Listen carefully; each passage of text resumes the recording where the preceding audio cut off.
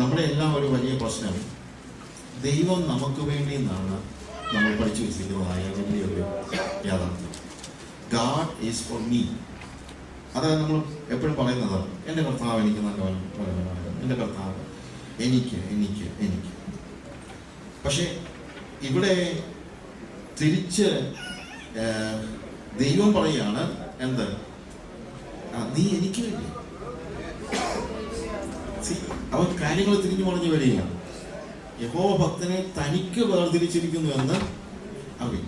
നമ്മൾ ചിന്തിച്ചിരിക്കുന്നതെല്ലാം എന്താണ്?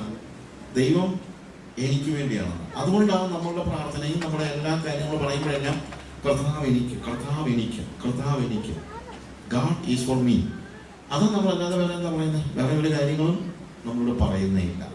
പക്ഷേ ദൈവം പറയുന്നു, നീ എനിക്ക് വേണ്ടി എന്താ? അല്ലെങ്കിൽ അതാണ് ഇപ്പം ഞങ്ങൾ പറഞ്ഞ ഒരു കാര്യം എന്താണ്? നമ്മൾ കല്യാണം, പെൺപിള്ളേർക്ക് കല്യാണം ആലോചിക്കുമ്പം എപ്പോഴും നമ്മൾ കുറച്ചൊക്കെ ആലോചിച്ചൊക്കെ ചെയ്യുന്നത്, ആ വീട്ടിൽ ചെന്ന് കഴിഞ്ഞാൽ വല്ലതും കഴിക്കാനും കുടിക്കാനൊക്കെ ഉള്ള വീടാണ്, അങ്ങനെയൊക്കെ ആലോചിച്ചതൊക്കെ ആയിരിക്കും കല്യാണം കഴിപ്പിക്കുന്നത്. പക്ഷെ കല്യാണം കഴിച്ചൊക്കെ ചെന്ന് കഴിഞ്ഞാൽ പിന്നീട് കഴിക്കാനും കുടിക്കാനുള്ള വീടാണോ എന്നുള്ളതൊന്നും ആലോചിക്കുന്നില്ല. ഉണ്ടോ? പിന്നെ അതിനെക്കുറിച്ചുള്ള ചിന്തയൊന്നും നമുക്ക് ഉണ്ടാകാൻ പാടില്ല. കാരണം റിലേഷൻ ഉണ്ടായിക്കഴിഞ്ഞാൽ പിന്നീട് ഒരു പെണ്ണും ഒരു യുവതിയും ചിന്തിക്കാൻ പാടില്ല എനിക്ക് എന്നാ കിട്ടാൻ പോകുന്നത്. പിന്നെ ആ പെൺകുട്ടിയുടെ ചിന്ത മുഴുവൻ എനിക്കിവിടെ എന്ത് ചെയ്യാൻ കഴിയുമെന്ന് ആലോചിക്കുന്നു. ഇതേപോലെ യേശുവിനെ അറിയുന്നതിന് മുമ്പ് മാത്രമേ നമുക്ക് യേശുവിന്റെ പുറകെ പോയാൽ എന്തോ കിട്ടുമെന്നുള്ളതിനെ കുറിച്ചുള്ള ചോദ്യം ഉണ്ടെങ്കിൽ, അതുണ്ടാകാൻ പാടില്ല. പക്ഷെ മനുഷ്യരല്ലേ, ചിലപ്പം അങ്ങനെയൊക്കെ ചിന്തിച്ചൊക്കെ ആയിരിക്കും നമ്മൾ എപ്പോഴും നമ്മളൊക്കെ കർത്താവിൻ്റെ അടുത്തേക്ക് വന്നപ്പോഴത്തേക്ക് എന്തൊക്കെയൊക്കെ എക്സ്പെക്ടേഷനിൽ വന്നിട്ടുള്ള ആളുകളുണ്ടായിരിക്കാം. പക്ഷേ once you are in, you are entering into a relationship, then you will never ask the question, what God will give me, what is for me. അങ്ങനെ ചോദ്യം ഉണ്ടായിക്കഴിഞ്ഞാൽ പിന്നെ അത് റിലേഷനാണ്, അതൊരു ബിസിനസ്സാണ്. It's A business. അതുകൊണ്ട് ഇന്ന് ക്രിസ്തീയ ജീവിതത്തിലെ പ്രത്യേകിച്ച് പെന്തിക്കോസുകാരുടെ ഇടയ്ക്കുള്ള പെന്തിക്കോസുകാരായ ആളുകളുടെ നല്ലൊരു ശതമാനവും ദൈവികമായ ജീവിതം എന്ന് പറയുന്നത്, ആത്മീയ ജീവിതം എന്ന് പറയുന്നത് ബിസിനസ്സാണ്. കാര്യം ബിസിനസ്സിലാണ് എപ്പോഴും ആൾക്കാർ ചോദിക്കുന്നത്, വാട്ട് ഷാൽ ഐ ഗെറ്റ്. അല്ലേ? ഒരു പാർട്ണർഷിപ്പ് ഉണ്ടാക്കുകയാണെങ്കിലും രണ്ട് പാർട്ണറും ചോദിക്കുന്ന ചോദ്യമുണ്ട്, what I'm going to get. അല്ലേ? ഇതുപോലെ what I'm going to get, എനിക്കെന്താ കിട്ടാൻ പോകുന്നത് ചോദിക്കുന്ന ചോദ്യം ഉണ്ടാകുന്നിടത്തോളം കാലം അത് റിലേഷൻഷിപ്പ് അല്ല, അതെന്താണ്? ബിസിനസ്. അങ്ങനെ ഒരു ബിസിനസ്സുകാരനായിട്ട് യേശുവിനെ കാണുന്നത് വെസ്റ്റേൺ മൈൻഡിൽ അവർക്ക് വലിയൊരു വിഷയമൊന്നും ആയിരിക്കത്തില്ല. പക്ഷേ അതൊരു ബിബ്ലിക്കൽ പ്രിൻസിപ്പിൾ അല്ല.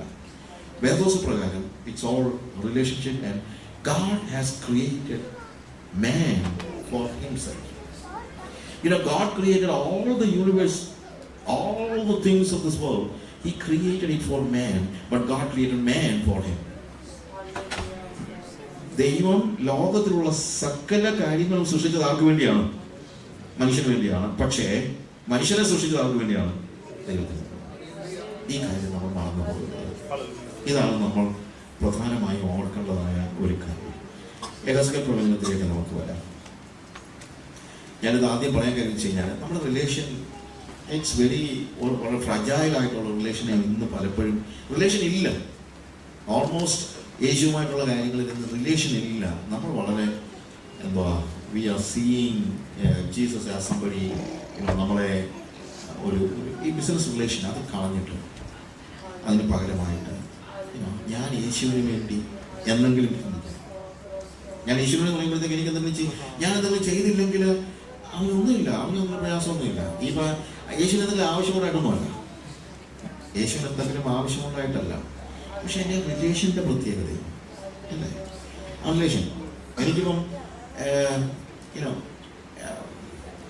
ഞാൻ ചിലപ്പോൾ പറയാറുണ്ട്, എൻ്റെ മക്കൾ എനിക്ക് ടെലിഫോൺ ചെയ്യുമ്പോഴത്തേക്ക് അവർ ഒത്തിരി എനിക്കറിയാം. അപ്പം എന്നോട് ഇപ്പം പിള്ളേരെ വിളിക്കുമ്പോൾ അപ്പം ഞാൻ നീതു ഇല്ലേ, ഏത് നീതു എനിക്കറിയത്തില്ല. പക്ഷേ അവർക്ക് അല്ലെങ്കിൽ പിള്ളേർ പറയുമ്പോഴത്തേക്ക്, അല്ലെങ്കിൽ ഞാൻ ഇന്നാളെ പറഞ്ഞില്ലേ സൗമ്യയുടെ കാര്യം, ഇതൊക്കെ നമ്മൾ ഓർത്തിരിക്കണമെന്നാണ് അവൾ ചിന്തിക്കുന്നത്. കഴിഞ്ഞ് വെച്ച് കഴിഞ്ഞാൽ അവളുടെ ലോകം മുഴുവൻ അവളെന്ത് ചെയ്യുകയാണ്? എൻ്റെ മുമ്പിൽ വിളമ്പി വെക്കുകയാണ്. പക്ഷെ എൻ്റെ ലോകം അവരുടെ മുമ്പിൽ വിളമ്പി വെച്ചാവുമല്ലോ അറിയാമോ. ഇപ്പം നമ്മളിപ്പോൾ അമേരിക്കൻ പ്രസിഡന്റ് ബാരക് ഒബാമയുടെ കൊച്ചാണെങ്കിൽ ഇങ്ങനെയാണെങ്കിലോ പറയുന്നത്, അതിൻ്റെ കാര്യങ്ങളെല്ലാം അതെന്ത് ചെയ്യും, അപ്പനോട് പോയി പറയും. പക്ഷെ ബാരക് ഒബാമ പറയാമെന്ന് വെച്ചു, ഞാൻ ഇന്നലെ ഇറ്റലിയിൽ ചെന്ന സമയത്ത് ഇൻഫാക്റ്റ് അവരുടെ എക്കണോമിക് പ്രിൻസിപ്പിൾസ് അപ്പോൾ ഇപ്പോൾ ഫോളോ ചെയ്യുന്നതെന്ന് പറഞ്ഞുകൊണ്ട് പറയാൻ തുടങ്ങി കഴിഞ്ഞാൽ കൊച്ചിന് പോലും മനസ്സിലാകും. ഇറ്റലിയുടെ എക്കണോമിക് പ്രിൻസിപ്പിൾസും എല്ലാം കൊച്ചിന് പറഞ്ഞാൽ കാര്യം അത് എന്ന് പറഞ്ഞ പോലെ ദൈവത്തിൻ്റെ വലിയ വലിയ കാര്യങ്ങളൊന്നും പറഞ്ഞാൽ എനിക്ക് ഒരു പിടിയും കിട്ടത്തില്ല. പക്ഷേ ഈ സകല ചരാചരങ്ങളെയും സൃഷ്ടിച്ചവനായ ദൈവം എൻ്റെ ചില്ലറ കാര്യങ്ങൾ കേൾക്കാനായിട്ട് മനസ്സ് വെക്കുന്നുണ്ടെന്നുള്ളതാണ് എനിക്കുള്ള. He is just, I sometimes wonder, he is dealing with me as if he has only me in the world. ലോകത്തിൽ അവന് ഞാൻ മാത്രമേ ഉള്ളെന്നുള്ള നിലയിലാണ് ഇവൻ്റെ എന്ന് ചോദിക്കുന്ന ആ ചോദ്യം കേട്ട് കഴിഞ്ഞാൽ കർത്താവിനോട് സംസാരിക്കുമ്പോഴത്തേക്ക് ഞാൻ പറയുന്ന എല്ലാ പൊട്ടത്തരങ്ങളും കേട്ടിട്ട് എന്നിട്ട് എന്ന് പറയുന്നത് കേൾക്കുമ്പോൾ അവൻ ആകെപ്പാടെ ലോകത്ത് ഞാൻ മാത്രമേ ഉള്ളൂ എന്നുള്ള നിലയിലാണ് അവൻ്റെ ഇടപാട്. പക്ഷെ എനിക്കറിയാം എന്താ, അവൻ സകല യൂണിവേഴ്സിൻ്റെയും ഉടമസ്ഥനാണ്. റിലേഷനാണ് വാസ്തവത്തിന് ആവശ്യമായിരിക്കും. ബുക്ക് ഓഫ് എസെക്കിയേൽ 47, എസെക്കിയേലിന്റെ പുസ്തകം 47-ാം അധ്യായത്തിന്റെ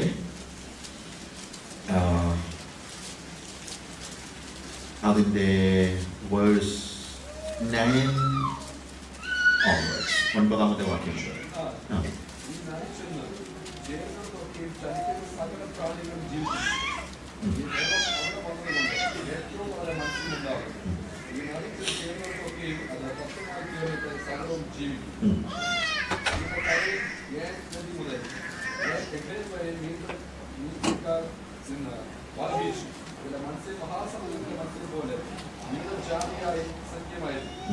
എന്നാൽ അതിന്റെ ക്ഷേത്രങ്ങളും കൈനിലങ്ങളും സത്യമായി വരാതെ ഒരു വാക്യമാണ് ഞാൻ എംഫസൈസ് ചെയ്യാൻ ഉദ്ദേശിക്കുന്നത്. എന്നാൽ അതിൻ്റെ ചേറ്റുകണ്ടങ്ങളും കുഴിനിലങ്ങളും സത്യമായി വരാതെ ഉപ്പ് പഠനയ്ക്കായി വിട്ടേക്കും. മലയാളം വായിച്ചു കഴിഞ്ഞാൽ അവിടെ എക്സ്പ്ലെയിൻ പലപ്പോഴും അതിനകത്ത് ആവശ്യമുണ്ട്, എക്സ്പ്ലനേഷൻ ആവശ്യമുണ്ട്. ഈ എസെക്കിയേൽ 47 നമ്മൾ പലപ്പോഴും ഒത്തിരി കേൾക്കുന്നുള്ളതാണ് എൻ്റെ ചിന്ത. അല്ലെങ്കിൽ ഏറ്റവും കൂടുതൽ പാട്ടങ്ങളും കേൾക്കുന്നുണ്ട്. മുട്ടോളം അല്ല അറിയോളം എന്നുള്ള പാട്ട് നമുക്ക് നല്ല, നമുക്ക് ഈ പാട്ടൊക്കെ ഉള്ളത് കൊണ്ട് ആ വാസ്തവത്തിൽ ഇപ്പോൾ ആൾക്കാർക്ക് വേദോസവും അല്പമെങ്കിലും എവിടെയെങ്കിലും ഒക്കെ അറിയാവുന്ന, അല്ലെങ്കിൽ പിന്നെ അതോടില്ലായിരുന്നെങ്കിൽ ഏതാ ഇത് എവിടെയാ എന്തോ എന്നുള്ളത് ഒരു പിടിയുള്ളത്. ഈ വേദപുസ്തകത്തിൽ നിന്ന് മനുഷ്യൻ പോയതിനാണ്, അതാണ് വാസ്തവം പറഞ്ഞു കഴിഞ്ഞാൽ ഇന്നുള്ള ഏറ്റവും വലിയ പ്രോബ്ലം എന്ന് പറയുന്നത്. Man has lost his relationship, especially Pentecostals പോലും, ബാക്കിയുള്ളത് പോട്ടെ, ഈ പെന്തിക്കോസ്തുകാർക്ക് പോലും വേദോസം എന്താണെന്നുള്ളതിനെ കുറിച്ച് നമ്മുടെ പിള്ളേർക്ക് ഞാൻ 89 എറണാകുളത്ത് ഒരു വീട്ടിൽ ഒരു പെന്തിക്കോസ്തുകാരൻ ചെറുക്കൻ, അവനോട് ഇങ്ങനെ ശരിക്കും പറഞ്ഞാൽ അവൻ്റെ അപ്പൻ എന്നോട് ഒത്തിരി കരഞ്ഞു പറഞ്ഞാൽ അവൻ എങ്ങനെയെങ്കിലും ഒന്ന് സംസാരിക്കണം അവനോടൊക്കെ പറഞ്ഞുകൊണ്ട് അവനെ സംസാരിക്കാൻ കിട്ടണ്ടായിരുന്നു. സംസാരിക്കാൻ കിട്ടിയിട്ട് വേണ്ട സംസാരിക്കാൻ. ഏതാണെങ്കിലും ഒരു പ്രാവശ്യം അവൻ മോട്ടോർ ബൈക്ക് വീൽ ചെയ്തതാ, നേരെ എടുത്തടിച്ച് താഴെ വിടണം. അതുകൊണ്ട് പിന്നെ എണീറ്റ് പോകാൻ വയ്യാത്തത് കൊണ്ട്, അല്ലെങ്കിൽ ഇവനെ നോർമൽ ഏതെങ്കിലും സംസാരിക്കാൻ കിട്ടുന്നതല്ല. അപ്പോൾ മോട്ടോർ ബൈക്ക് വീൽ ചെയ്ത് പോയതാണ്. പക്ഷേ ശരിയായിട്ട് സംഭവം ഈ ഫെൽ ഡൗൺ, ദേഹം എല്ലാം പെയിന്റ് മുഴുവൻ പോയി. കിടക്കുന്ന സമയത്ത് പിന്നെ ഇവരോട് സംസാരിക്കാമെന്ന് വെച്ചോണ്ട് ഞാനവിടെ പോയി വർത്തമാനം പറഞ്ഞുകൊണ്ടിരിക്കുന്നു. വർത്തമാനം പറഞ്ഞ കൂട്ടത്തിൽ ഇവനൊരു ചോദ്യം, അപ്പം അങ്കിൾ നോഹയായിരുന്നോ മോശയായിരുന്നോ ആദ്യം ഉണ്ടായിരുന്നേ? ഞാൻ വീണ്ടും പോയി പെന്തിക്കോസ് ജനിച്ചു വളർന്നത് ചെറുക്കൻ ചോദിച്ച ചോദ്യമാണ്, നോഹയായിരുന്നോ മോശയായിരുന്നോ ആദ്യം ഉണ്ടായിരുന്നു. അപ്പോൾ അത്രയാണ് അവൻ്റെ വേദോസ പരിജ്ഞാനം എന്നുള്ളത്. ഭയങ്കര ഷോക്കായിപ്പോയി. ആ ഷോക്ക് മാറിയത് കുറച്ച് നാൾ മുമ്പ് ഞാൻ വേറൊരാളോട് സംസാരിച്ചു. അവൻ പയ്യനെന്ന് പറയേണ്ട കാര്യമില്ല, എൻ്റെ പിള്ളേരുണ്ട്, പക്ഷേ കുടുംബ പ്രാർത്ഥനയൊക്കെ ഉള്ളൊരു വീട്ടിൽ വളർന്നതാണ്. എനിക്കറിയാം, നമ്മൾ കോട്ടയം ഭാഷ പറഞ്ഞാൽ വായിച്ചു പ്രാർത്ഥനയുള്ള വീട്ടിൽ ജനിച്ചു വളർന്ന് ചെറിയ പ്രായം മുതൽ എല്ലാ ദിവസവും വൈകുന്നേരം വേദോസം വായിച്ച് പ്രാർത്ഥിക്കുന്ന ഒരു വീട്ടിൽ ഒഴിവ്. എന്നിട്ട് അവനോട് ഞാനിങ്ങനെ സംസാരിച്ച കൂട്ടത്തിൽ ഇവനൊരു ചോദ്യം, അപ്പം അച്ഛാ മകൻ്റെ കൂടെ അല്ലയോ യേശുവിൻ്റെ അമ്മ? ഞാൻ ചിന്തിച്ച് രണ്ടുപേരും ഒരാളാണ്. അപ്പോഴേ എൻ്റെ പഴയ ഷോക്ക് മാറി കിട്ടിയത്. മറ്റേ ചെറുക്കൻ അത്രേ ചോദിച്ചോളൂ. ഞാനിത് ഇവരെ എന്തുവാ വായിച്ചത്, എന്തുവാ കേട്ടത്, എന്തുവാ ഈ വീട്ടിലെ കുടുംബ പ്രാർത്ഥന എന്നൊക്കെ പറഞ്ഞു കഴിഞ്ഞാൽ എന്ത് നടന്നത്? ഞാൻ പറയുന്ന ഒരു സ്റ്റോറിയും വെറും ഉണ്ടാക്കുന്ന കഥയൊന്നും അല്ല കേട്ടോ. ഇതെല്ലാം എന്താ ഞാൻ എൻ്റെ അനുഭവത്തിൽ ഉണ്ടായിട്ടുള്ള കാര്യങ്ങളാണ്. Literally that man as literally അവൻ പോയി ഒരു പക്ഷേ അപ്പൻ ഞാൻ പാട്ട് പാടുന്ന കൂട്ടത്തിൽ പാട്ട് പാടിയെന്നിരിക്കും, സോ വേദസം വായിച്ചെന്നിരിക്കും.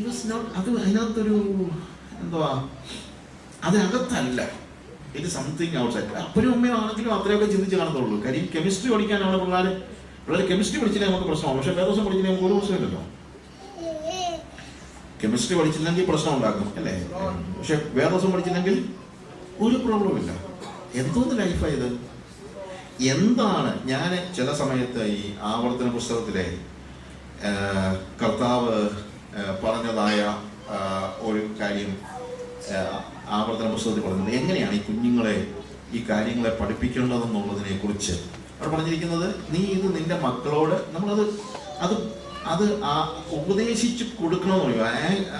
ആവർത്തന പുസ്തകം അതിൻ്റെ 6-ാമത്തെ അധ്യായത്തില് വേഴ്സ് 4 വായിക്കുന്നു. ഇസ്രായേലേ കേൾക്കാം, യഹോവ നമ്മുടെ ദൈവമാകുന്നു, യഹോവ ഏകൻ തന്നെ. നിന്റെ ദൈവമായ യഹോവയെ നീ പൂർണ്ണ ഹൃദയത്തോടും പൂർണ്ണ മനസ്സോടും പൂർണ്ണ ശക്തിയോടും കൂടെ സ്നേഹിക്കണം. ഇന്ന് ഞാൻ നിന്നോട് കൽപ്പിക്കുന്ന ഈ വചനങ്ങൾ നിന്റെ ഹൃദയത്തിൽ ഇരിക്കണം. നീ അവയെ നിന്റെ മക്കൾക്ക് ഉപദേശിച്ചു കൊടുക്കുകയും നീ വീട്ടിലിരിക്കുമ്പോഴും വഴി നടക്കുമ്പോഴും കിടക്കുമ്പോഴും എഴുന്നേൽക്കുമ്പോഴും അവയെക്കുറിച്ച് സംസാരിക്കുകയും വേണം. അവയെ അടയാളമായി നിന്റെ കൈമേൽ കെട്ടണം. അവ നിന്റെ കണ്ണുകൾക്ക് മധ്യേ പട്ടമായി ഇരിക്കണം. അവയെ നിന്റെ വീടിന്റെ കട്ടളകളിന്മേലും പടിവാതിലുകളിന്മേലും എഴുതണം. നിന്റെ ദൈവമായ യഹോവ നിനക്ക്. ഓക്കെ, സി ഇവിടെ നിയമം കൊടുത്തിട്ട് ഈ ഇസ്രായേൽ മക്കൾ എല്ലാ ദിവസവും പറയുന്ന അവരുടെ ക്ഷേമ എന്ന് പറയും. ക്ഷേമ ചൊല്ലിയിട്ടേ ഒരു യഹൂദനെ സംബന്ധിച്ചുള്ള അവൻ്റെ എന്താണ്, നമ്മൾ സന്ധ്യാപ്രാർത്ഥന അല്ലെങ്കിൽ എന്തുവാ കർത്താവിൻ്റെ പ്രാർത്ഥന എന്നൊക്കെ നമ്മൾ സമുദായങ്ങളിൽ പറയുന്നത് പോലെയാണ് അവരുടെ ക്ഷേമ എന്ന് പറയുന്നത്. ക്ഷേമ എന്ന വാക്കിൻ്റെ അർത്ഥം കേൾക്ക എന്നാണ്. അത് പറയാൻ കഴിയുന്ന വെച്ച് കഴിഞ്ഞാൽ ഈ ഭാഗമാണ് അവരെ എല്ലായ്പ്പോഴും ചൊല്ലിക്കേൾപ്പിക്കുന്നത്. ഇത് തുടങ്ങുന്നതിനാണല്ലോ ഇസ്രായേലെ കേൾക്ക. ക്ഷേമം എന്നുള്ളൊരു ഹീബ്രു വാക്ക. ഇസ്രായേലെ കേൾക്ക എന്നിട്ട് പറയുകയാണ്, യഹോവ നമ്മുടെ ദൈവമാകുന്നു, യഹോവ ഏകൻ തന്നെ. നിന്റെ ദൈവമായ യഹോവയെ നീ പൂർണ്ണ ഹൃദയത്തോടും പൂർണ്ണ മനസ്സോടും പൂർണ്ണ ശക്തിയോടും കൂടെ സ്നേഹിക്കണം. ഇതാണ് അവരുടെ ക്ഷേമ എന്ന് പറയുന്നത്. ഇതെന്ത് ചെയ്യണം? ഞാൻ നിന്നോട് കൽപ്പിക്കുന്ന ഈ വചനങ്ങൾ നിന്റെ ഹൃദയത്തിലിരിക്കണം. നീ അവയെ നിന്റെ മക്കൾക്ക് ഉപദേശിച്ചു കൊടുക്കുകയും, അതായത് ഇത് പറഞ്ഞിട്ട് മതി ബാക്കി ഏത് കാര്യം, ഇത് പറഞ്ഞിട്ട് മതി. ഇന്ന് ഇതെന്ന് പറയുമ്പോഴത്തേക്ക് ഈ ഒരു വാക്യത്തിന്റെ മാത്രമല്ല ഞാൻ പറയുന്നത്. എന്ത്? ആ ദൈവികമായ ജ്ഞാനം കുഞ്ഞുങ്ങൾക്ക് പകർന്നു കൊടുത്തിട്ട് മതി വേറെ എന്ത് കാര്യങ്ങളും. അല്ലാതെ വേറെ അത് ആരുടെ ചുമതലയാണ്? അത് മാതാപിതാക്കളുടെ ചുമതലയാണ്. അവിടെ പറയുന്ന ആദ്യത്തെ ഇസ്രായേലെ കേൾക്ക, യഹോവ നമ്മുടെ ദൈവമാകുന്നു എന്നിട്ട് പറയുന്നു, യഹോവ ഏകൻ തന്നെ. അവിടെ പറയുന്നത് we have only one God and that is Yahweh. ഇതാണ് കുഞ്ഞുങ്ങളെ പറഞ്ഞു പഠിപ്പിക്കേണ്ടതായ ഏറ്റവും പ്രധാനപ്പെട്ട കാര്യം. എന്താണ് അതിൻ്റെ അർത്ഥം? അതിനർത്ഥം കുഞ്ഞുങ്ങളെ കൃഷ്ണനും രാമനും ഒന്നും അല്ല കേട്ടോ, നമ്മുടെ കർത്താവ് ആരാ? യേശുവാ കേട്ടോ എന്ന് പറയണം എന്ന് പറഞ്ഞില്ല. പക്ഷേ അതല്ല ഇവിടുത്തെ അർത്ഥം. ഇവിടുത്തെ അർത്ഥം നമ്മുടെ കുടുംബത്തിന്റെ മോട്ടോ എന്താണ്? ഓരോ കുടുംബത്തിനൊരു മോട്ടോ ഉണ്ടായിരിക്കും. ഓരോ കുടുംബത്തിൽ, എൻ്റെ കുടുംബത്തിൽ ഞാൻ പറഞ്ഞു പഠിപ്പിച്ചിരിക്കുന്ന ഒരു മോട്ടോ ഉണ്ട്. എൻ്റെ കുഞ്ഞുങ്ങളോട് എല്ലായ്പ്പോഴും ഞാൻ ചെറിയ പ്രായം തൊട്ട് പറഞ്ഞു പഠിപ്പിച്ചിരിക്കുന്ന ഒരു കാര്യമുണ്ട്. സോറി വൺ തിങ്, അത് ഞാൻ ദാറ്റ്സ് അവർ പേഴ്സണൽ തിങ്. അതിപ്പോൾ എല്ലാവരും പഠിപ്പിക്കണമെന്നുള്ള അതല്ല എന്നത് കാര്യം. എൻ്റെ കുടുംബത്തെ, എനിക്കൊരു ലക്ഷ്യമുണ്ട് എൻ്റെ കുടുംബത്തെ കുറിച്ച്, എൻ്റെ കുഞ്ഞുങ്ങളെ കുറിച്ച്. ഞാൻ അവരോട് പറഞ്ഞിരിക്കുന്നത് വി ഫോളോ ജീസസ്. നമ്മൾ യേശുവിനെയാണ് പിന്തുടരുന്നത്. എങ്ങനെയുള്ള Yeshu? Look at the cross. What do we see on the cross? We see a man who lived for others and died for others. അതാണ് എൻ്റെ കുടുംബത്തിൻ്റെ മോട്ടോ. ഞാൻ പറഞ്ഞത് എൻ്റെ കുടുംബത്തിൽ ഞാൻ ചെറിയ പ്രായം മുതൽ കുഞ്ഞുങ്ങളെ പറഞ്ഞു പഠിപ്പിച്ചിട്ടുള്ള ഒരു കാര്യം, യേശു ആരാണ്? മറ്റുള്ളവർക്ക് വേണ്ടി ജീവിക്കുകയും മറ്റുള്ളവർക്ക് വേണ്ടി മരിക്കുകയും ചെയ്ത ഒരു വ്യക്തി. ആ യേശുവാണ് എൻ്റെ യേശു. അല്ലാതെ എൻ്റെ യേശു എന്ന് പറയുന്നത് എന്താ ആകാശത്ത് നിന്ന് അപ്പം താഴോട്ട് വീഴിച്ച യേശുവും അല്ലെങ്കിൽ ദേവാലയത്തിൻ്റെ മുകളിൽ നിന്ന് താഴോട്ട് ചാടിയ യേശു ഒന്നുമല്ല എൻ്റെ യേശു. എൻ്റെ യേശു ആ യേശു അല്ല. ഈ കല്ലപ്പമായി തീരാൻ കൽപ്പിച്ചപ്പോൾ അവിടെ മുഴുവൻ അപ്പമാക്കിയ യേശു അല്ല എൻ്റെ യേശു. എൻ്റെ യേശു ഡിഫറൻ്റ്. അവന് വിശന്നപ്പോൾ അവൻ എന്ത് ചെയ്തില്ല? അവന് വിശന്നപ്പോഴാണല്ലോ പിശാച് പറഞ്ഞത് എന്ത്? കല്ല് അപ്പമായി തീരാൻ കൽപ്പിച്ചത്. പക്ഷെ അവൻ ചെയ്തോ? ഇല്ല. പക്ഷെ മനുഷ്യന് വിശന്നപ്പോഴും പറ, മനുഷ്യന് വിശന്നപ്പോൾ അവൻ എന്ത് ചെയ്തു? അവർക്ക് 5 അപ്പം കൊണ്ട് 5000 പേരെ. അതാണ് എൻ്റെ യേശു. എൻ്റെ യേശു വിശന്നപ്പോൾ കല്ല് അപ്പമാക്കിയ യേശു അല്ല. എൻ്റെ യേശു വിശക്കുന്നവൻ അപ്പം കൊടുത്ത യേശുവാണ്. That's my Jesus. ഞാൻ എൻ്റെ കുഞ്ഞു പറഞ്ഞു, ദാറ്റ് ഈസ് മൈ ജീസസ്. എൻ്റെ യേശുവാണ്. എൻ്റെ യേശു എല്ലാവരും നിന്നെ അംഗീകരിക്കും. നീ ദേവാലയത്തിന്റെ മുകളിൽ നിന്ന് താഴോട്ട് ചാടുമ്പോൾ പാരാഷൂട്ടിൽ ഇങ്ങനെ പറന്ന് താഴോട്ട് ഇറങ്ങിയാൽ എന്തൊരു അത്ഭുതമായിരിക്കും അല്ലേ എന്ന് പറഞ്ഞപ്പോൾ, എന്നാൽ അതൊരു നല്ല കാര്യമാണ്. ഒരു കുറുക്കോഴിയാണ്, ആളാകാൻ പറ്റിയ കാര്യമാണ്. എല്ലാവരും എന്നെ അറിയുമല്ലോ, ലോകം മുഴുവൻ ഈ അത്ഭുതം പത്രങ്ങളിലെല്ലാം അടിച്ചു വരും എന്ന് പറഞ്ഞ യേശു അല്ല എൻ്റെ Yeshu. My Jesus is different. 5 അപ്പം കൊണ്ട് 5000 പേരെ പോഷിപ്പിച്ചപ്പോൾ എല്ലാവരും കൂടെ അവനെ രാജാവാക്കാനായിട്ട് പരിശ്രമിച്ചു. നിങ്ങൾക്കറിയാമോ, മുമ്പേ പറഞ്ഞാൽ വേദോസം വായിച്ചെങ്കിൽ ഇതൊക്കെ അറിയത്തുള്ളൂ. യോഹന്നാന്റെ സുവിശേഷം 6-ാം അധ്യായത്തിൽ 5 അപ്പം കൊണ്ട് 5000 പേരെ പോഷിപ്പിച്ചപ്പോൾ എല്ലാവരും വിളിച്ച് അവൻ എന്ത് ചെയ്തു? രാജാവാക്കാൻ പരിശ്രമിച്ചു. യേശു എന്ത് ചെയ്തു? വെരി ഗുഡ്, ഇപ്പോഴെങ്കിലും മനസ്സിലായല്ലോ നിങ്ങൾക്കൊക്കെ എൻ്റെ പിതാവിൻ്റെ ശക്തി എത്രയുണ്ടെന്ന് എന്ന് പറഞ്ഞ യേശു അല്ല.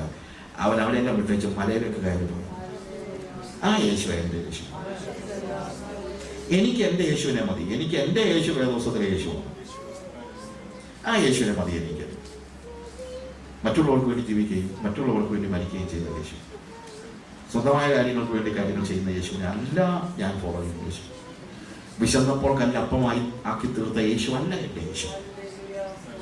മറ്റുള്ളവർക്ക് വിശന്നപ്പോൾ ഭക്ഷണം ഉണ്ടാക്കി കൊടുത്ത യേശുവാണ്. അവൻ രോഗം ശീലിച്ചവനായിരുന്നെന്നാണ് പറയുന്നത്. പക്ഷെ അവൻ രോഗികളെ സൗഖ്യമാക്കി അല്ലേ? ആ യേശുവാണ് എൻ്റെ യേശു. ആ യേശുവാണ് വേദോസത്തിലെ യേശു. അവൻ എന്തെല്ലാം അവസരങ്ങളോടെ നമുക്കറിയത്തില്ല, അവൻ എഴുതിയിട്ടില്ല. പക്ഷേ ഐ ആം ക്വൈറ്റ് ഷുവർ യേശു എന്താണെങ്കിലും വളരെ അരോഗ ദൃഢഗാത്രനായി യാതൊരു അസുഖവും ബാധിക്കാതെ അങ്ങനെ എന്തുവാ 6 പാക്ക് മസിൽസുമായിട്ട് നടന്നൊരു യേശുവാണെന്നൊന്നും എൻ്റെ മനസ്സിലില്ല. അങ്ങനെ യേശു അല്ല എൻ്റെ Yeshu. He was a normal person. ഞാനൊരു നോർമൽ പേഴ്സണാണ്. എനിക്ക് അസുഖമുണ്ട്, എനിക്ക് വിശപ്പുണ്ട്, എനിക്ക് ഐ ആം ലൈക്ക് ദാറ്റ്. എനിക്ക് അങ്ങനെയുള്ള യേശുവിനെ മതിയെന്ന്. എനിക്ക് വേറെ യേശുവിനെ ഉണ്ട്. ഈ അണ്ടർസ്റ്റാൻഡ് വാട്ട് ഐ സേ? അപ്പോൾ നിങ്ങൾ കുഞ്ഞുങ്ങളെ പറഞ്ഞു പഠിപ്പിക്കണം, ആരാണ് യഹോവ. ഇസ്രായേലെ കേൾക്കുക, യഹോവ ഏകൻ തന്നെ. യഹോവ നമ്മുടെ ദൈവം, അവൻ ദൈവം. യഹോവ നമ്മുടെ ദൈവമാകുന്നു. യഹോവ ഏകൻ തന്നെ. ഇതല്ലാതെ മറ്റൊരു യേശു എൻ്റെ ജീവിതത്തിൽ ഉണ്ടാകാൻ പാടില്ല. മറ്റൊരു ദൈവം ഉണ്ടാകാൻ പാടില്ല തന്നെയല്ല, മറ്റൊരു യേശുവും ഉണ്ടാകാൻ പാടില്ല. ഞാൻ പറഞ്ഞതിന്റെ ഡിഫറൻസ് മനസ്സിലാക്കണം. കാര്യം ഇന്ന് വീടുകളിൽ ഏതെങ്കിലും ഒരു വീട്ടിൽ യേശുവിനെ കുറിച്ച് പറയുന്നെങ്കിൽ അത് തന്നെ ചുരുക്കമാണ്.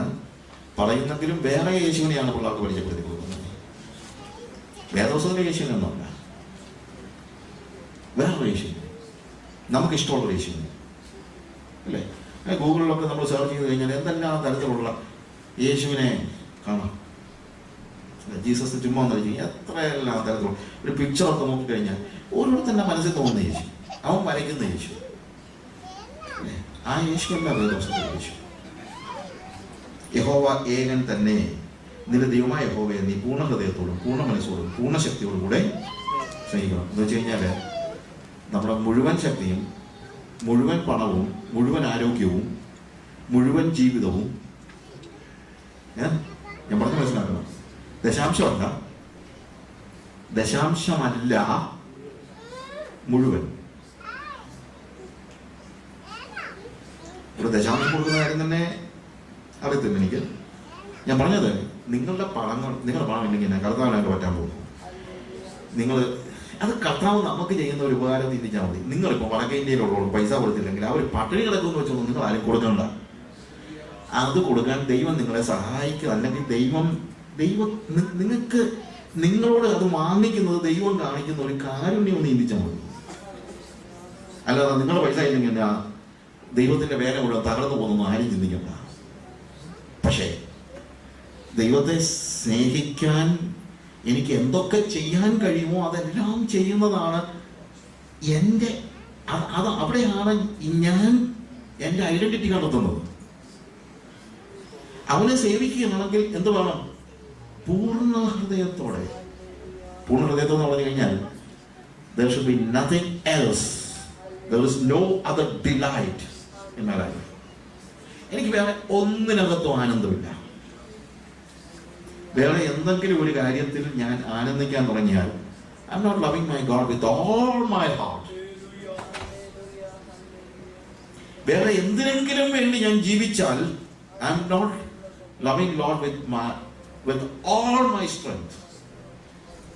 എന്റെ മുഴുവൻ ശക്തിയോടെയും, അല്ലേ, പൂർണ്ണ ഹൃദയത്തോടും പൂർണ്ണ മനസ്സോടും പൂർണ്ണ ശക്തിയോടും. പൂർണ്ണ മനസ്സോടെ എന്ന് പറഞ്ഞു കഴിഞ്ഞാൽ I have no questions. ആ ഒരു ക്വസ്റ്റ്യൻസ് ഇല്ല. എനിക്ക് ദൈവത്തോട് ഒരു ചോദ്യമില്ല, ഒരു ചോദ്യമില്ല. എന്തെങ്കിലും ചോദ്യം ബാക്കി? ചോദ്യം എന്ന് പറയുന്നത് ഞാൻ പറഞ്ഞത്, if I doubt God, I am not serving my God with all my might. Doubt എന്ന് പറഞ്ഞു കഴിഞ്ഞാൽ ദൈവം ഉണ്ടോ ഇല്ലയോ എന്നുള്ള സംശയമൊന്നുമല്ല, അതല്ല. എനിക്ക് കാര്യത്തിൽ ആർക്കും സംശയമില്ല. പക്ഷേ will God take care of me when I am old? How about the education of my children? ദൈവം നോക്കുമോ? അതാണ് പൂർണ്ണ മനസ്സോടെ പറയുമ്പോഴത്തേക്കും അല്ല ചോദ്യങ്ങൾ തുടങ്ങും. ചോദ്യങ്ങൾ ചോദിക്കുന്നതാണ്. ദൈവം നോക്കുമോ ആ കാര്യം? ഞാൻ സൂക്ഷിച്ച് വെച്ചില്ലെങ്കിൽ എന്തോ പറ്റും? ഇങ്ങനെയൊക്കെ ചിന്തിക്കുമ്പോഴത്തേക്ക് I am not loving my God with all my heart. ഞാൻ എൻ്റെ ദൈവത്തെ പൂർണ്ണ ഹൃദയത്തോടെ പൂർണ്ണ മനസ്സോടെ പൂർണ്ണ ശക്തിയോടെ എനിക്ക് വേണ്ടി ഒന്നും റിസർവ് ചെയ്യാതെ. അതാണ് വാസ്തവത്തിൽ പൂർണ്ണ ശക്തിയോടെ എന്ന് പറയുന്നത്. എനിക്ക് വേണ്ടി ഒന്നും റിസർവ് ചെയ്യാതെ പൂർണ്ണമായി. എൻ്റെ ആരോഗ്യം എനിക്ക് വേണ്ടി റിസർവ് ചെയ്യാതെ പൂർണ്ണമായി. എൻ്റെ മനസ്സ് എനിക്ക് വേണ്ടി റിസർവ് ചെയ്യാതെ വേറെ ഒന്നും പൂർണ്ണമായി. എൻ്റെ ഹൃദയം വേറെ ഒന്നിലും ഡിലൈറ്റഡ് ആകാതെ. എനിക്ക് ലോകത്തിൽ വേറെ ഒന്നിനകത്തും ഡിലൈറ്റ് ചെയ്യാൻ പറ്റുന്നില്ല. എന്നല്ല, എനിക്ക് അതിനകത്ത് സങ്കടവുമില്ല. ഞാൻ ശരിക്കും എൻജോയ് ചെയ്യുന്ന ആളാണ് യേശുവിനെ. എൻ്റെ ഒരു സുഹൃത്ത് ഒരു കമ്പനിയുടെ മാനേജർ പ്രസിഡന്റ്. അപ്പം അവരുടെ മാനേജേഴ്സ് മീറ്റ് മിക്കപ്പോഴും വരുമ്പോഴെല്ലാം ഇവൻ ഒരു സീറോ കോക്കുമായിട്ടൊക്കെ ഇരിക്കുന്നു. മറ്റുള്ളവരെല്ലാം കള്ളു കുടിക്കുന്നു. അത് തന്നെയല്ല, നല്ല പൊസിഷനിൽ ജീവിക്കുന്ന ആളാണ്. അപ്പോഴത്തേക്ക് എന്താണ് dance, holding hands with girls and dancing and making merry and a lot of things. He is മാറിയിരുന്ന് എന്താണ് അപ്പോഴത്തേക്ക് അവരുടെ ഒരു കൂട്ടുകാരൻ ചോദിച്ചു, why don't you join us? എന്താ നീ ഇങ്ങനെ ഊമൻ തിരിഞ്ഞിരിക്കുന്നില്ല? പറഞ്ഞു, ഞാൻ ഊമൻ തിരിഞ്ഞിരിക്കുന്നൊന്നുമല്ല. പിന്നെ നീ why don't you just drink? Why just ഒരു കോക്കം കുടിച്ചോണ്ടിരിക്കുന്നത്? ഇല്ല, I'm happy with that. നീ കുടിക്കത്തില്ലേ? ഇല്ല. Why? Because I'm a Christian. അതിനെന്താ കുടിക്കുന്നതിനെന്താ? നീ പാർട്ടി സൈക്കിന് പോലും കുടിക്കത്തില്ലേ? പറഞ്ഞില്ല. You watch movies? നോ. നീ ഇത് ഇങ്ങനെ പോകുന്ന സമയത്തൊന്നും ഡാൻസ് ചെയ്യൊന്നുമില്ല. ഇല്ല. വൈ? പിന്നെന്ത് നിനക്ക് രസമുള്ളേ? പിന്നെ എന്ത് രസമാണ് നിനക്കുള്ളത്? കൂട്ടുകാരൻ ചോദിച്ചോ. അദ്ദേഹം പറഞ്ഞ കാര്യം ദുബായിലാണ്. ലാൻഡസിൽ നിന്ന് ഞാൻ വിശന്ന് പൊരിഞ്ഞിരിക്കുന്ന സമയത്ത് നീ എന്നോട് ഒരു KFC കഴിക്കാൻ പറ്റുമെന്ന് ചോദിച്ചാൽ ഞാൻ ചാടി വീഴും. കാര്യം ആകെ വിശന്ന് നാശമായിരിക്കുക. അപ്പം ഒരു KFC കിട്ടുന്നവർ ഭയങ്കര സന്തോഷം. അതേസമയം അറ്റ്ലാന്റിസിൽ നിന്ന് ഒരു 7 കോഴ്സ് ഡിന്നർ കഴിഞ്ഞിട്ട് ഇറങ്ങി വരുമ്പോൾ KFC കഴിക്കാൻ പറ്റുമെന്ന് ചോദിച്ചാൽ എനിക്ക് ഛർദ്ദിക്കാൻ പറ്റും. ഞാൻ പറഞ്ഞ ഡിഫറൻസ് മനസ്സിലാക്കണം. എന്തുകൊണ്ടാണ് മനുഷ്യൻ ഈ തോന്നിവാസങ്ങൾക്കെല്ലാം പോകുന്നത്? എന്തുകൊണ്ടാണ് മനുഷ്യന്റെ പുറകെ പോകുന്നത്? Because they do not delight in Jesus. യേശുവിൽ ആനന്ദിക്കുന്ന ഒരു വ്യക്തിക്ക് ഇതൊന്നും വേണ്ട. അവൻ എന്തോ ഡോണ്ട് തിങ്ക് ദാറ്റ് പാവം അവൻ വലിയ ആത്മീയനാണെന്ന് അവന്റെ ചിന്ത. അവൻ ഇതിനൊന്നിനും പോകത്തില്ല. അവൻ പോകാത്തൊന്നുമല്ല, അവൻ എൻജോയ് ചെയ്യാണ്. അവനാണ് ശരിക്കും എൻജോയ് ചെയ്യുന്നത്. അവൻ എൻജോയ് ചെയ്യുന്നത് എന്താ കാര്യം? അവൻ തിങ്സിന് നമുക്ക് തരാൻ പറ്റുന്നത് പ്രഷർ മാത്രമേ ഉള്ളൂ. സാധനങ്ങൾക്ക് ഒരു മനുഷ്യന് കൊടുക്കാൻ പറ്റുന്നത് ജോയ് അല്ല, എന്താണ്? സുഖങ്ങളാണ്. Man seek pleasures. പൗലോസ് മാർ ഗ്രിഗോറിയോസ് പറഞ്ഞൊരു വാക്യമാണ്. Man seek pleasures while God gives him joy. മനുഷ്യൻ സുഖങ്ങൾ അന്വേഷിക്കുന്നു, ദൈവം എന്ത് ചെയ്യുന്നു?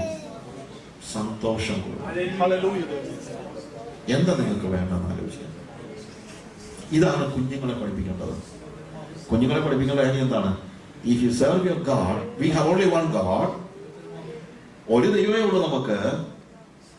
ആ ദൈവത്തെ നമ്മുടെ കുടുംബത്തിന്റെ മോട്ടോ എന്താണ്? ആ ദൈവത്തെ ഞാൻ സേവിക്കുന്നത്, it will be with all my heart. I will have no other delight in my life. എൻ്റെ ജീവിതത്തിൽ എനിക്ക് വേറെ ഒന്നിനകത്തും സന്തോഷമില്ല, ഉണ്ടാകാൻ പാടില്ല. എൻ്റെ ജീവിതത്തിൽ വേറെ ഒന്നിനകത്തും വേറെ എൻ്റെ I am not reserving anything for me.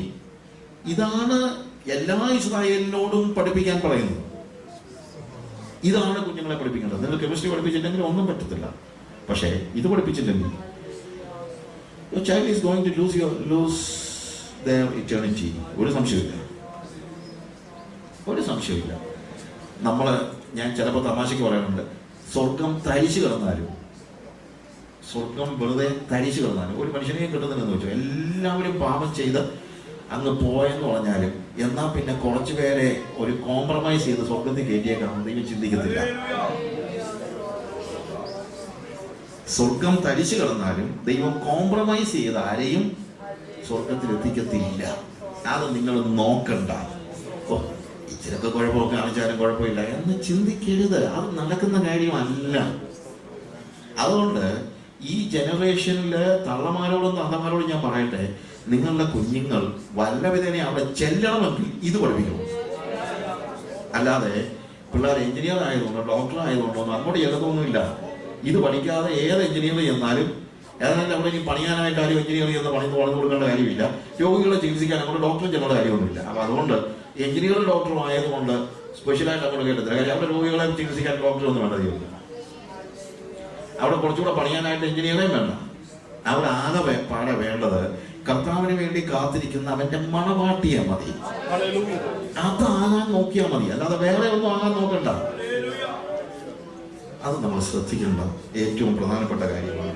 അത് എപ്പോഴൊക്കെ പറയണമെന്നാണ് ഞാൻ ഇന്ന് നിന്നോട് കൽപ്പിക്കുന്ന ഈ വചനങ്ങൾ നിന്റെ ഹൃദയത്തിലിരിക്കണം. It's in your heart. നിന്റെ മക്കൾക്ക് അത് ഉപദേശിച്ചു കൊടുക്കുകയും നീ വീട്ടിലിരിക്കുമ്പോഴും വഴി നടക്കുമ്പോഴും കിടക്കുമ്പോഴും എഴുന്നേൽക്കുമ്പോഴും അവയെക്കുറിച്ച് സംസാരിക്കുകയും വേണം. ഞാൻ ഇത് കേട്ട് വായിച്ചിട്ട് വീട്ടിൽ ഇതല്ലാത്ത ഒരു സമയമൊന്നും വന്ന് പറഞ്ഞതാണ്. when you are in your house, when you are out of your house, നിങ്ങൾ വീടിന് അകത്തിരിക്കുമ്പോൾ വീടിന് പുറത്തിരിക്കുമ്പോൾ നിങ്ങൾ എഴുന്നേൽക്കുമ്പോൾ കിടക്കുമ്പോൾ വഴി നടക്കുമ്പോൾ പിന്നെ അല്ലാതെ എപ്പോഴാ സമയം? അതായത് നിങ്ങളുടെ വീട്ടിൽ ഇതല്ലാതെ വേറെ ഒരു സംസാരം ഉണ്ടാകാൻ പാടില്ല എന്നാണ് അർത്ഥം. വേറെ ഒരു സംസാരം വേണ്ടെന്ന് എന്റെ വീട്ടിൽ വേറെ സംസാരം വേണ്ട. I'm always talking about Jesus, that's all. മടുത്തു പോകുന്നൊന്നുമില്ല.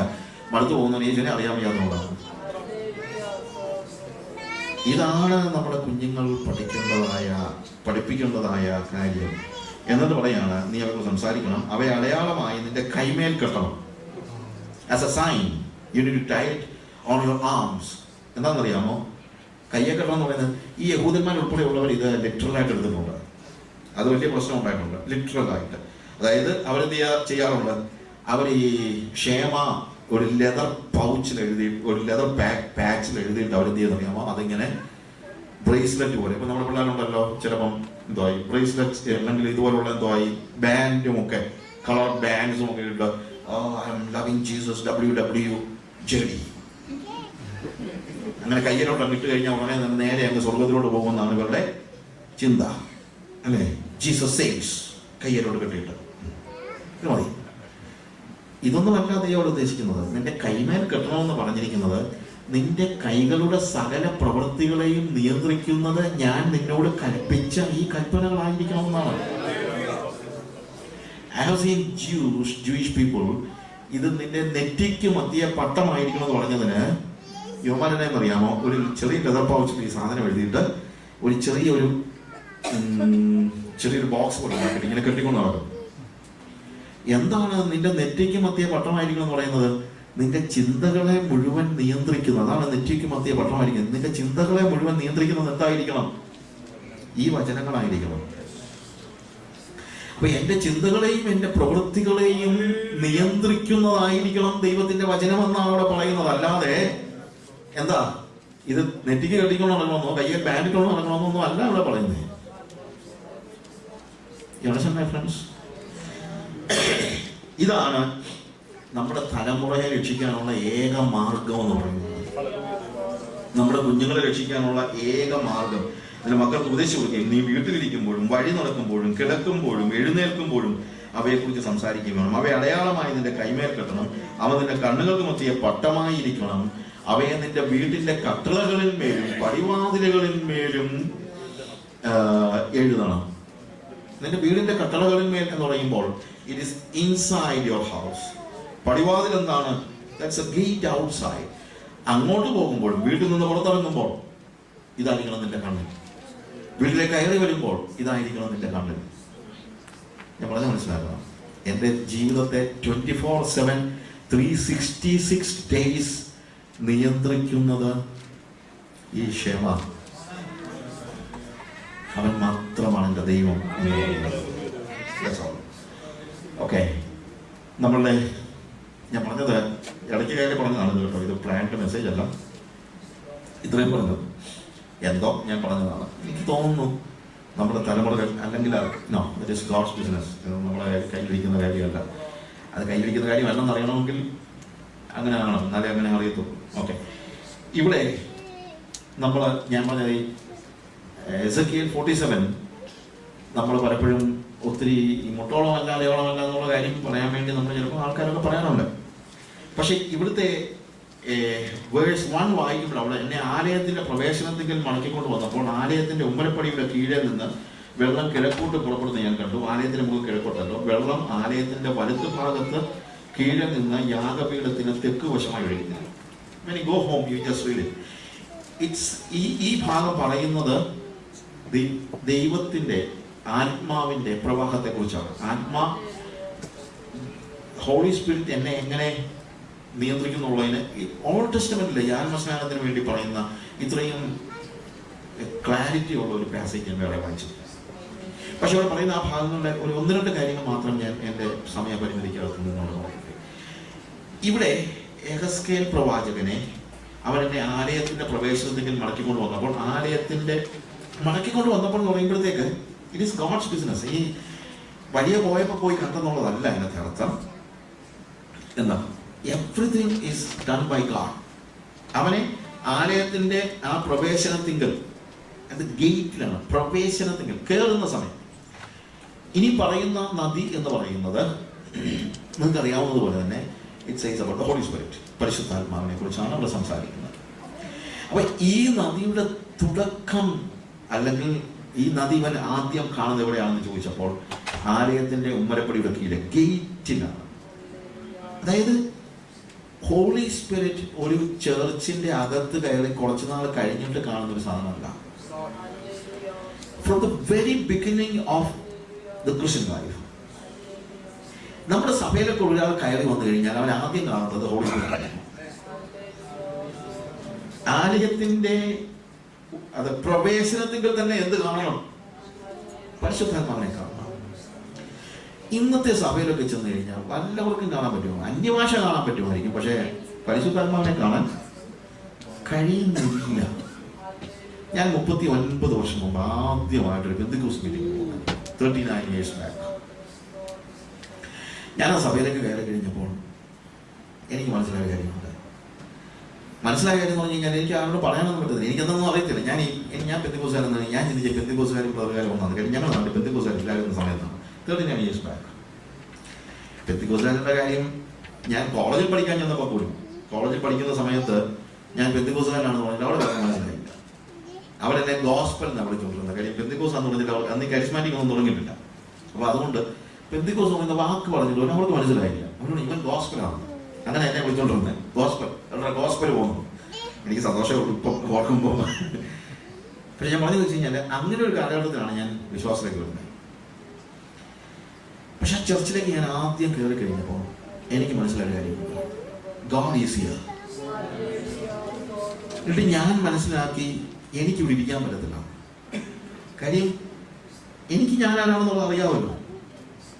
അപ്പൊ അതുകൊണ്ട് I felt I M sitting there, I M misfit. എനിക്ക് യോജിക്കുന്ന സ്ഥലമല്ല ഇതെന്ന് എനിക്ക് മനസ്സിലായി. I went outside. ഞാൻ ശരിക്കും സഭയ്ക്കകത്തോട്ട് കടക്കാൻ കഴിയാതെ പുറത്തിറങ്ങി ഐ സ്റ്റാർട്ടഡ് ക്രൈയിങ്. കുറെ നേരം കരഞ്ഞു. രാത്രിയായിരുന്നു, ആരും കണ്ടില്ല. കണ്ണൊക്കെ തുറച്ച് തിരിച്ചു കളി ചെന്നപ്പം എൻ്റെ കൂടെ പഠിച്ചുകൊണ്ടിരിക്കുന്ന ഒരാളുണ്ടായിരുന്നു. അവൻ ചോദിച്ചു, നീ കരഞ്ഞു? നമ്മൾ ഇല്ല. പക്ഷെ സത്യമതല്ല, വാസ് ലിറ്ററലി ക്രൈയിങ്. ഞാൻ പലപ്പോഴും ആലോചിച്ചു, ഇതാ ഒരു സഭയിൽ ഉണ്ടാകേണ്ടത്. ഒരു സഭയിൽ നിന്ന് ദൈവം പ്രതീക്ഷിക്കുന്നത് എന്നെ പോലെ പാപിയായ ഒരാൾ കയറി വരുമ്പോൾ അതിനകത്ത് കയറാൻ പറ്റാതിരിക്കുന്നതാണ്. പക്ഷെ ഇന്ന് ഏത് സഭയിലും ആർക്കും കയറി ചെല്ലാം. ഞാൻ പറഞ്ഞത് സഭാ ഹോളിനകത്തേക്ക് കയറുന്നതിനെ കുറിച്ചല്ല ഞാൻ പറഞ്ഞത്. സഭാ ഹോളിനകത്തേക്ക് ആർക്കും വേണമെങ്കിൽ കയറില്ല. പക്ഷെ സഭയിലേക്ക് കയറണമെങ്കിൽ എല്ലാവർക്കും കയറാൻ പാടില്ല. ഞാൻ പറഞ്ഞ മനസ്സിലാക്കണം. സഭാ ഹോളിനകത്തേക്ക് ആർക്കും വരാം. കാര്യം സഭാ ഹോളിനകത്തേക്ക്. പക്ഷേ സഭയിലേക്ക് കടക്കണമെങ്കിൽ വിശുദ്ധനായ ഒരു വ്യക്തിക്ക് മാത്രമേ സഭയിലേക്ക് കടക്കാൻ പറ്റുള്ളൂ. അല്ലാത്ത ഒരു സഭയിൽ കടക്കുന്നതാണ് ഈ പ്രശ്നം മുഴുവൻ. സഭാ ഹോളിൽ വ്യത്യാസമാണ്. ധൂർത്തുപുത്രന്റെ ചരിത്രം നമുക്കറിയാമല്ലോ. അവൻ വഴിയിൽ നിന്ന് പന്നിയുടെ കൂടെ കിടന്നിട്ട് കയറി വന്നപ്പോൾ അപ്പൻ ഓടിച്ചെന്ന് കെട്ടിപ്പിടിക്കാൻ ചെന്നപ്പം ഈ പന്നിയുടെ നാറ്റമെല്ലാം അറിഞ്ഞിട്ട് അവൻ പറഞ്ഞില്ല, എന്തുവാണ് നാറുന്നല്ലോ, ഇങ്ങ് മാറി നിന്നിട്ട് പോയി കുളിച്ചോ, ഞാൻ നിനക്ക് ഉമ്മ തരണ്ടെന്നൊന്നും പറഞ്ഞൊന്നുമില്ല. കെട്ടിപ്പിടിച്ചു. ഇതേപോലെ തന്നെ ഏത് പാപിയെയും ദൈവം എന്ത് ചെയ്യുന്നുണ്ട്? സ്വീകരിക്കുന്നുണ്ട്. ഏത് പാപിയെയും കടത്താൻ സ്വീകരിക്കും. പക്ഷേ പാപിയെ സ്വീകരിച്ചത് വീടിനെ പുറത്ത് വെച്ചാ. അത് മനസ്സിലാക്കണം. വീടിനകത്തേക്ക് കയറുന്നതിന് മുമ്പ് എന്ത് പറഞ്ഞു? വീട്ടുകാരെ വിളിച്ച്, അവന്റെ ജോലിക്കാരെ വിളിച്ച് പറഞ്ഞു, ഇവനെ കുളിപ്പിച്ച് പുതിയ ഡ്രസ്സ് കൊടുത്ത്, പുതിയ മോതിരം കൊടുത്ത്, പുതിയ ചെരുപ്പ് കൊടുത്ത് അവനെ ട്രാൻസ്ഫോം ചെയ്തിട്ടാണ് അകത്ത് കയറ്റി. ഇതാണ് സഭാവോളും സഭയും തമ്മിലുള്ള വ്യത്യാസം. സഭാവോളിൽ ആർക്കും വരും. പക്ഷെ സഭയിലേക്ക് കയറണമെങ്കിൽ പന്നിക്കൂട്ടി കിടന്ന റാക്സും കൊണ്ട് അതിനകത്ത് കയറാൻ പറ്റുന്നത്. അത് ഡിഫറെന്റ് ആണ്. ഇത് ആലയത്തിന്റെ വാതിൽക്കൽ വന്നപ്പോൾ തന്നെ ആത്മനദിയുടെ കാഴ്ചയാണ് ഇവർ കാണുന്നത്. നമ്മുടെ സഭയുടെ വാതിൽക്കൽ വന്നാൽ പരിശുദ്ധാത്മാവിന്റെ വിശുദ്ധി നമുക്ക് കാണാൻ കഴിയുന്നുണ്ടോ? പുറത്തുനിന്ന് ഒരാൾ വരുമ്പോ ഇല്ലെങ്കിൽ നമ്മുടെ സഭ നമ്മളൊന്ന് റീതിങ്ക് ചെയ്യണം, whether it is a true church or not. അല്ലെങ്കിൽ നമ്മുടെ സഭയ്ക്ക് പറ്റിയ പാളിച്ച എന്താണെന്നുള്ളതിനെ കുറിച്ച് ആലോചിക്കുന്നു. എന്നാൽ വാതിൽക്കൽ കൊണ്ട് നിൽക്കുകയല്ല, അകത്തോട്ട് കയറിയപ്പോൾ അവൻ വടക്കോട്ടുള്ള ഗോപുരത്തിൽ കൂടി എന്നെ കൊണ്ടുചെന്ന് പുറത്തെ വഴിയായി കിഴക്കോട്ട് ദർശനമുള്ള ഗോപുരത്തിൽ കൂടി പുറത്തെ ഗോപുരത്തിലേക്ക് ചുറ്റി നടത്തി കൊണ്ടുപോയി. വെള്ളം വലത്തു ഭാഗത്തോട് ഒഴുകുന്നു ഞങ്ങൾ. ദാറ്റ് മീൻസ് വാതിൽക്കൽ മാത്രമല്ല, ഓൾട്ടറിലും എല്ലായിടത്തും കൂടി ഇങ്ങനെ ഒഴുകി നടക്കുന്ന ഒരു നദി. സഭയുടെ എല്ലാ മണ്ഡലങ്ങളിലും വ്യാപരിക്കുന്നത് പരിശുദ്ധാത്മാവായിരിക്കണം, അല്ലാതെ ഭരണഘടനയല്ല. നമ്മുടെ സഭയുടെ എല്ലാ മണ്ഡലങ്ങളിലും വ്യാപരിക്കുന്നത്, എല്ലാ തലങ്ങളിലും എവിടേക്ക് കയറിയാലും, ആലയത്തിന്റെ ഉമ്മരപ്പടി തൊട്ട് അകത്തോട്ട് കയറി ഓൾട്ടറിലൂടെ ചെന്നാൽ അവിടെ എവിടെ നോക്കിക്കഴിഞ്ഞാലും ഹോളി സ്പിരിറ്റ് ഇങ്ങനെ ഒഴുകി നടക്കുന്നതാണ്. ആ ഒരു ഒരു ഒരു ഒരു അങ്ങനെയുള്ള ഒരു ചർച്ചാണ് ചർച്ച എന്ന് പറയുന്നത്. Everywhere you see the Holy Spirit moving over. എല്ലായിടത്തും ആത്മാവ് വ്യാപരിക്കുന്ന. Don't think that I'm talking about അന്യഭാഷയെ കുറിച്ച് പറയണമെന്ന് ചിന്തിക്കൊന്നും വേണ്ട. സഭയോട് കയറിയ ഉടനെ തന്നെ അന്യഭാഷ കേട്ടുകൊണ്ട് കയറണമെന്നല്ല ഞാൻ പറഞ്ഞത്. ഞാൻ 38 വർഷമായിട്ട് അന്യഭാഷ സംസാരിച്ചുകൊണ്ടിരിക്കുന്ന ആളാണ്. എല്ലാ ദിവസവും അന്യഭാഷ പറയുന്ന ആളാണ്. അത് ഞാൻ എതിരൊന്നും പറയില്ല. പക്ഷേ അന്യഭാഷ പറയുന്നത് കൊണ്ട് മാത്രം എല്ലായിടത്തും ആത്മാവ് വ്യാപരിക്കുന്നതൊന്നും എനിക്ക് അങ്ങനെ പൊട്ടണമെന്ന് പറഞ്ഞു. കാര്യം അന്യഭാഷ ഇവിടെ പറഞ്ഞിട്ട് മറുഭാഷ പുറത്ത് പറയുന്ന ആളുകളാണ് നമ്മൾ മിക്കവരും, ഇല്ലേ? വീട്ടിൽ ചെല്ലുമ്പോൾ മറുഭാഷ, ഇവിടെ വരുമ്പോൾ അന്യഭാഷ പറയുന്ന, അല്ലെങ്കിൽ ഓഫീസിൽ ചെല്ലുമ്പോൾ വേറെ ഭാഷ പറയുന്ന, അത് ഒരേ ഉറവയിൽ നിന്ന് ഒരിക്കലും എന്തുണ്ടാകത്തില്ല. കൈപ്പുള്ളതും മധുരമുള്ളതും ഒരേ ഉറവയിൽ നിന്ന് ഒരിക്കലും പുറപ്പെടുകയില്ല എന്ന് നിങ്ങൾ മനസ്സിലാക്കുക. അതുകൊണ്ട് ഇവിടെ വലിയ അന്യഭാഷ പറയുന്ന മനുഷ്യനെ കളിപ്പിക്കാന്നുള്ളൂ, ദൈവത്തെ കളിപ്പിക്കാൻ പറ്റത്തില്ല. ദൈവത്തെ കളിപ്പിക്കാൻ പറ്റത്തില്ല. ഇവിടെ അന്യഭാഷ പറയുന്നതൊന്നും നോക്കിയൊന്നും അല്ല ദൈവം നമ്മുടെ മുകളിലോട്ട് കയറ്റുന്നത്. പുറത്ത് എന്ത് ഭാഷയാണ് പറയുന്നതെന്നുള്ളതാണ് കർത്താവ് ശരിക്കും നോക്കുന്നത്. ഓക്കെ, എന്നിട്ട് അതിനുശേഷം ഈ ആലയത്തിൽ നിന്ന് പുറത്തേക്ക് ഒഴുകുന്നതായ നദി, ആലയത്തിനകത്ത് മുഴുവൻ എന്താണ്? It is the moving of the Holy Spirit. And you know what happens? Even when this man was leading Ezekiel outside of the temple, എന്നിട്ട് നോക്ക്, അപ്പോൾ ഇവിടെ നോക്കിയപ്പോഴത്തേക്കാണ് ഇത് ദേവാലയത്തിൽ നിന്ന് താഴേക്ക് പരന്നൊഴുകുന്നതാണ്. ഹോളി സ്പിരിറ്റ് സഭയ്ക്കുള്ളിൽ മാത്രമല്ല, സഭയ്ക്കുള്ളിൽ നിന്ന് പുറത്തേക്ക് ഒഴുകണം. വെള്ളിയാഴ്ച ദിവസം ഇവിടെ വരുമ്പോഴത്തേക്ക് നമുക്കെല്ലാം കൂടെ ചാടാനും തുള്ളാനും അന്യഭാഷ പറയാനുമായിട്ടുള്ള ഒരു ഇൻടോക്സിക്കേഷൻ നമ്മൾ പറയുമല്ലോ. എന്തുവാ, വീഞ്ഞു കുടിച്ചാൽ ഉണ്ടാകുന്നത് പോലെയുള്ള, അല്ലെങ്കിൽ ആൽക്കഹോൾ കുടിച്ചാൽ ഉണ്ടാകുന്നത് പോലെയുള്ള ഒരു ലഹരി വസ്തുവല്ല പരിശുദ്ധാത്മാവ്. സഭാഹോളിൽ വെച്ച് മാത്രം കിട്ടുന്ന ഒരു ലഹരിയല്ല എന്ത്? Holy spirit. ഹോളി സ്പിരിറ്റ് ചെറിയ നീരൊഴുക്കായിട്ടാണ് സഭയ്ക്കുള്ളിൽ തോന്നുന്നതെങ്കിൽ സഭയ്ക്ക് പുറത്തോട്ട് ഒഴുകുമ്പോഴത്തേക്ക് ഇത് കൂടിയാ വരുന്നത്, അല്ലാതെ കുറഞ്ഞോളഞ്ഞല്ല വരുന്നത്.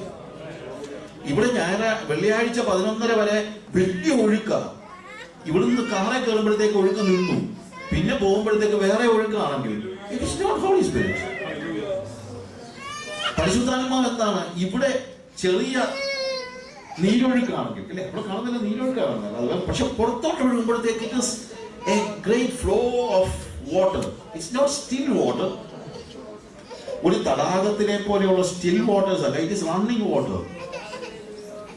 It is water with life. പുറത്തോട്ട് ഒഴുകുക. എന്നിട്ട് നമുക്കറിയാവുന്നത് പോലെ, അറിയാവുന്ന കാര്യം പിന്നെ പ്രത്യേകിച്ച് ഒന്നല്ല, മുട്ടോളം ആദ്യം ആംഗിൾ ഡീപ്പ് ആൻഡ് നീ ഡീപ്പ് ആൻഡ് ഹിപ്പ് ഡീപ്പ്. 1000 മുഴം വന്നപ്പോൾ ആംഗിൾ ഡീപ്പ് നരിയാണിയോളമായി, മുട്ടോളമായി, അരയോളമായി. ഇൻക്രീസിങ്. ഇത് ആത്മാപ്രവാഹത്തിൽ നമ്മൾ മനസ്സിലാക്കുന്നത്. ചില ആളുകൾ പറയുന്നത് കേട്ടിട്ടുണ്ട്, രക്ഷിക്കപ്പെട്ട കാലത്തൊക്കെ എന്തോ ഒരു സന്തോഷമായിരുന്നു, അതായത് ഇപ്പം സന്തോഷമൊക്കെ അങ്ങ് പോയി. എനിക്കങ്ങനല്ല. എനിക്ക് രക്ഷിക്കപ്പെട്ട കാലത്ത് എന്തോ സന്തോഷമായിരുന്നു ഉണ്ടാകുന്ന ഞാനിപ്പോൾ ആലോചിക്കുന്നത്. കാര്യം ഇപ്പം ഞാൻ അനുഭവിക്കുന്ന ആത്മാവിലെ സന്തോഷമായിട്ട് തട്ടിച്ചു നോക്കിക്കഴിഞ്ഞാൽ അന്ന് ഞാൻ സന്തോഷം അനുഭവിച്ചിരുന്നൊന്നുമല്ല. It was always increasing. It's always increasing. അല്ലേ? ഞാൻ എൻ്റെ ഭാര്യയെ ഏറ്റവും കൂടുതൽ സ്നേഹിച്ചെന്നാണെന്ന് അറിയാമോ? നിങ്ങൾ പറഞ്ഞേ, ഞാൻ പറയാം. ഇന്ന് കാര്യം എന്നാ? It was increasing. 25 വർഷവും ഞങ്ങളുടെ കല്യാണം കഴിഞ്ഞ ദിവസമൊന്നും അല്ല, അന്നത്തെ മധുവിധ കാലത്തൊന്നും അല്ല ഞാൻ അവളെ ഏറ്റവും കൂടുതൽ സ്നേഹിച്ചത്. ഞാൻ അവളെ ഏറ്റവും കൂടുതൽ സ്നേഹിച്ചത് ഇന്നാ. This is the day. Because it's always increasing. ഇതേപോലെ തന്നെയാണ് ഞാൻ യേശു കർത്താവിനെ സ്വീകരിച്ച ദിവസം ഞാൻ സന്തോഷമുള്ളവനായിരുന്നു, പക്ഷേ ഞാൻ യേശുവിനെ ഏറ്റവും കൂടുതൽ സ്നേഹിക്കുന്നത് ഇന്നാണ്. It is increasing. വെള്ളം ഇങ്ങനെ ഉയർന്നു വരുന്നത് പോലെ ഞാൻ പലപ്പോഴും ആളുകൾ പറയുന്നത് കേൾക്കുന്നുണ്ട്, അല്ലേ? നമ്മളെല്ലാം പറയുന്നതാണ്, രക്ഷിക്കപ്പെട്ട കാലത്ത് എന്തോ സന്തോഷമായി. അത് പോയെങ്കിൽ അതിന്റെ അർത്ഥം നിങ്ങളുടെ relation നഷ്ടപ്പെടുന്നതാണ്. We need to see that it is always, bubbling, increasing. വെള്ളം ഇങ്ങനെ ഉയർന്നു പോകുന്നത് പോലെ ആത്മാവിൽ കർത്താവിനെ അറിയുമ്പോൾ നമുക്കുണ്ടാകുന്ന സന്തോഷത്തിന്റെ വ്യാപ്തി. ആൻഡ് ഫൈനലി 1000 മുഴം അളന്നു അരയോളമായി നീന്തിയിട്ടല്ലാതെ കടക്കാൻ കഴിയാത്തതായ ഒരു സ്റ്റേജ്. ഇതിന്റെ ഡിഫറൻസ് എന്താണ്? ഇതിന്റെ ഡിഫറൻസ് ആണ് ശരിക്കും ആത്മസ്നാനത്തെ കുറിച്ചുള്ള ഏറ്റവും കൃത്യമായ ടീച്ചിങ്. എന്താണ് ഇതിന്റെ ഡിഫറൻസ്? ഈ 3 അളവ് 3000 ക്യൂബിറ്റ്സ്, 3000 ക്യൂബിറ്റ്സ് അളന്നതിന് ശേഷമാണ് എന്ത് സംഭവിക്കുന്നത്? നീന്തിട്ടല്ലാതെ കടക്കാൻ കഴിയാതെ. ആദ്യം നരിയാണിയോളം ആംഗിൾ ഡീപ്പാണ്. പക്ഷെ ആംഗിൾ ഡീപ്പ് ആയിരുന്നപ്പോൾ എനിക്ക് നടക്കാൻ അല്പം ബുദ്ധിമുട്ടുണ്ടെങ്കിലും ശരിക്കും ഞാൻ എന്ത് ചെയ്യാണ്? I M walking. മുട്ടോളമായപ്പോൾ ഏതാണെങ്കിലും കരയ്ക്കൂടെ നടക്കുന്നതിനേക്കാൾ പ്രയാസമാണ് വെള്ളത്തിനകത്തൂടെ നടക്കുന്നത്. ഇതേപോലെ തന്നെ ഞാൻ വിശ്വാസത്തിലേക്ക് വരുമ്പോൾ അതിന് മുമ്പ് എനിക്ക് ഇഷ്ടമുള്ളത് എന്തെങ്കിലുമൊക്കെ ചെയ്തുകൊണ്ട് വന്നു. I was free. എനിക്ക് എങ്ങോട്ട് വേണമെങ്കിലും ഓടി നടക്കാമായിരുന്നു. പക്ഷെ ഇപ്പൊ എനിക്ക് അങ്ങനെ ഓടി നടക്കാൻ പറ്റുന്നില്ല. എന്റെ കാലുകളെ തടസ്സപ്പെടുത്തുന്ന ആത്മാവിന്റെ ഒരു സ്പർശനം എപ്പോഴും എനിക്കുണ്ട്. അത് കൂടിക്കൂടി വന്നിട്ട് മുട്ടോളമായപ്പോഴത്തേക്ക്, നരിയാണിയോളമായപ്പോൾ നടക്കുന്ന പോലെ അല്ലല്ലോ മുട്ടോളമായപ്പോൾ നടക്കുന്നത്. പിന്നെ നമ്മൾ എന്താണ് ചില പ്രയാസപ്പെട്ട് നടക്കുന്നത്. അരയോളമായി കഴിഞ്ഞാൽ പിന്നെ കൂടുതൽ പ്രയാസമാണ്, അല്ലേ? ഇതേപോലെ തന്നെയാണ് നേരത്തെ എനിക്ക് തോന്നിയതെല്ലാം ഞാൻ ചെയ്തുകൊണ്ടിരുന്നു. I was doing all the things that I wanted to do. പക്ഷെ ഇപ്പം അങ്ങനെയല്ല. എനിക്ക് എന്തെങ്കിലും തോന്നുമ്പോഴത്തേക്ക് പരിശുദ്ധാത്മാവ് പറയും അത് വിട്ടുകള. എന്നെ നിയന്ത്രിക്കുന്നതായ പരിശുദ്ധാത്മാവ്. ഞാൻ ആദ്യം എനിക്ക് ഒരുത്തരോട് ദേഷ്യം തോന്നി, അവനെ ഞാൻ തല്ലാനായിട്ട് കൈയെടുത്തു കഴിഞ്ഞപ്പോഴത്തേക്ക് കർത്താവ് പറഞ്ഞു കൈ താത്തപ്പോഴാ ചുമ്മാ ഞാൻ എന്തിനാ നിന്നെ വീണ്ടെടുത്തേ. അപ്പോൾ ഹോളി സ്പിരിറ്റ് പറഞ്ഞപ്പോഴത്തേക്ക് എനിക്ക് പിന്നെ ഞാൻ കൈ അങ്ങ് താത്തിട്ടു. പ്രതികാരം യഹോവയ്ക്കുള്ളത്. എന്നാൽ ഞാൻ പറഞ്ഞു ശരി, എന്നാൽ പിന്നെ നീ അങ്ങ് ചെയ്യും പ്രതികാരം. പിന്നെ ഞാൻ മുന്നോട്ട് നടക്കുക. അപ്പോൾ ഇടയ്ക്ക് വിളിച്ച് പറഞ്ഞതുകൊണ്ട് ഞാൻ ചെയ്യേണ്ടതായിരുന്നു, പിന്നെ പ്രതികാരം നിനക്കുള്ളതാണെന്ന് പറഞ്ഞുകൊണ്ട് ഞാൻ അവനെ വെറുതെ വിട്ടതാ. പക്ഷെ പ്രതികാരം ചെയ്യാൻ മറക്കല് കേട്ടോ എന്ന് കർത്താവിനോട് ഞാൻ ഇങ്ങനെ പറഞ്ഞു. അപ്പോഴും എന്റെ മനസ്സിൽ നിന്നത് പോയിട്ടില്ല, പ്രതികാരം പോയിട്ടില്ല. അത് കഴിഞ്ഞ് മുട്ടോളമായി കഴിഞ്ഞപ്പോൾ പിന്നെ എനിക്ക് ദേഷ്യം വന്നപ്പോഴത്തേക്ക് കർത്താവ് പറഞ്ഞു നീ എന്ത് പിന്നെ ദേഷ്യപ്പെടുന്നത്? അങ്ങനെ ദേഷ്യപ്പെടാൻ തുടങ്ങിക്കഴിഞ്ഞാൽ എങ്ങനെയാ കാര്യങ്ങൾ? നീയൊന്നും അവളോട് പ്രതികാരം ചെയ്യാം. നിന്നോട് ഞാൻ ഇത്രയും കരുണ കാണിച്ചില്ലേ, അതുകൊണ്ട് എനിക്ക് അവളോട് കരുണ കാണിച്ചുകൂടെ? അവനെ നീ ഒന്ന് മനസ്സിലാക്കുക. അപ്പോഴത്തേക്ക് ഞാൻ എന്ത് ചെയ്തു? ഞാൻ അവനെ മനസ്സിലാക്കാൻ തുടങ്ങി. ഇപ്പൊ എന്റെ ആ ദേഷ്യം അങ്ങോട്ട് കുറഞ്ഞു. അരയോളമായി കഴിഞ്ഞപ്പോഴത്തേക്ക് പിന്നെ എനിക്ക് ദേഷ്യം വന്നു കഴിഞ്ഞപ്പോഴത്തേക്ക് കർത്താവ് പറഞ്ഞു ഞാൻ നിന്നെ പഠിപ്പിച്ചെന്താ? ശത്രുക്കളെ സ്നേഹിക്കാൻ, അല്ലേ? നീ ശത്രു വരുന്നപ്പോഴല്ലേ ഞാൻ നിന്നെ സ്നേഹിച്ചത്. നിനക്ക് അവനെ സ്നേഹിച്ച ആ ഗ്രോത്ത് മനസ്സിലാക്കണം. വളർന്നു വരികയാണ്. അവൻ പറഞ്ഞു അവനെ ഇപ്പൊ ആപാടെ വിഷമത്തിരിക്കുകയാണ്, നിനക്ക് അടുത്ത് നിന്നിട്ട് അവന്റെ തോളയിലൊന്ന് തട്ടിയിട്ട് അവന്റെ കുഞ്ഞ് അസുഖമായിട്ട് ആശുപത്രി കിടക്കുക. നിനക്ക് അവനെ പോയി തോളയിലൊന്ന് തട്ടിയിട്ട് എന്തുകൊണ്ട് സഹോദര വിശേഷം എന്ന് ചോദിച്ചുകൂടെ? ആത്മാവ് എന്നെ നിയന്ത്രിക്കുക, മനസ്സിലായോ? അവന്റെ കൊച്ചിന്റെ പൈസ കൊടുക്കാൻ അവന്റെ ജോലി ചെയ്യടെ പോയി. അവന്റെ കൊച്ചിന്റെ ഹോസ്പിറ്റലിലെ ബില്ല് നിനക്കെന്താ കൊടുത്താൽ? അപ്പൊ ഞാൻ അവന്റെ കൊച്ചിന്റെ ഹോസ്പിറ്റലിലെ ബില്ല് കൊടുക്കുന്നു. ഇതൊക്കെ ആര് പറഞ്ഞിട്ടാ? പരിശുദ്ധാത്മാവ് പറഞ്ഞിട്ടാ. നേരത്തെ ആണെങ്കിൽ ഞാൻ ചെയ്യുമോ? ഇല്ല. അപ്പോൾ ഗ്രാജുവൽ ആയിട്ട് ഹോളി സ്പിരിറ്റ് എന്നെ വളർച്ചയിലേക്ക് കൺട്രോൾ ചെയ്ത് പോകുകയാണ്.